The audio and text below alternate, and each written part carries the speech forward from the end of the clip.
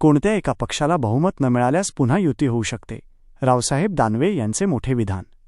जालना महानगरपालिकेच्या निवडणुकीसाठी आज मतदान प्रक्रिया पार पडत असताना माजी केंद्रीय मंत्री रावसाहेब दानवे यांनी राजकीय समीकरणांबाबत एक अत्यंत महत्त्वाचे विधान केले आहे. प्रभाग क्रमांक 9 मधील मतदान केंद्रावर भाजप आणि शिवसेना उमेदवारांशी संवाद साधल्यानंतर त्यांनी पत्रकारांशी संवाद साधला. काय म्हणाले रावसाहेब दानवे?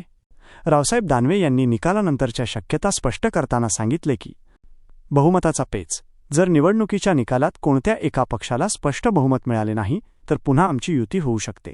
आमची युती केंद्रात आणि राज्यात आधीपासूनच आहे. विकासाचा मुद्दा. निवडणुकीत आम्ही एकमेकांविरुद्ध लढलो असलो तरी आम्ही मित्रपक्षावर कोणतीही वैयक्तिक टीका टिप्पणी केली नाही. ही निवडणूक आम्ही केवळ विकासाच्या मुद्द्यावर लढवली आहे. महापौर कोणाचा? ज्या पक्षाचे जास्त नगरसेवक निवडून येतील त्या पक्षाचा महापौर होईल असेही त्यांनी यावेळी स्पष्ट केले. नेत्यांची मांदियाळी. मतदान केंद्रावर भाजपचे उमेदवार महावीर ढक्का आणि शिवसेना उमेदवारांसोबत अत्यंत खेळीमेळीच्या वातावरणात गप्पा रंगल्या होत्या. यावेळी दानवे यांच्यासोबत खालील नेते उपस्थित होते. आमदार बबनराव लोणीकर, आमदार संतोष दानवे, शिवसेनेचे भास्कर आंबेकर, भाऊसाहेब घुगे, महावीर ढक्का, विष्णू पाचफुले व इतर पदाधिकारी. थोडक्यात रावसाहेब दानवे यांच्या या भूमिकेमुळे जर कोणत्या एका पक्षाला स्वबळावर सत्ता स्थापन करता आली नाही तर भाजप शिवसेना पुन्हा एकत्र येऊन महापालिकेत सत्ता स्थापन करतील हे आता स्पष्ट झाले आहे. त्यानंतरची निवडणूक असू द्या, आम्ही कोणत्याही राजकीय पक्षांना किंवा आमच्या मित्र पक्षांना एकमेकावर टीका टिप्पणी केली.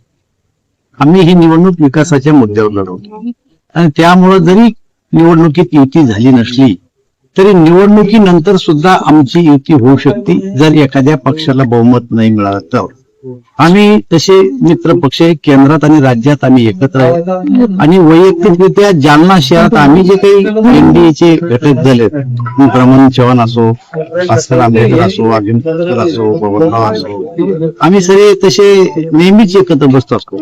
आज निमित्त झालंय तुम्हाला की सगळेजण वेगवेगळ्या मार्गाने एका ठिकाणी आले आणि भेटी झाल्या म्हणून आम्ही एकत्र बसतो. जर आमचं वाद असता किंवा आम्ही एकमेकाला चर्चेतून बसत नसतो त्या ठिकाणी बसण्याचं एक कारण होतं. त्यामुळे आम्ही काही एकमेकाचे दुश्मन नाही आहेत, आम्ही एकमेकाचे मित्र आहे, आताही मित्र आहे आणि पुढे राहू. तुम्ही आताच भास्कर आंबेकरांनी म्हणला की तुमच्या जागा जर जास्त आल्या तर विष्णू भाऊ प्रश्नच नाही. हा फॉर्म्युला जीवतीचा, हा राज्यातला फॉर्म्युला आहे, हा देशातला फॉर्म्युला आहे आणि हा फॉर्म्युला या देशाचे राज्याचे नेते भाजपचे प्रमोद महाजन आणि बाळासाहेब ठाकरे ठरवलेला फॉर्म्युला आहे की ज्याचे जास्त येतील त्याचा मुख्यमंत्री, त्याचा महापौर, त्याचा जिल्हा परिषदचा अध्यक्ष, आमचा फॉर्म्युलाच आहे.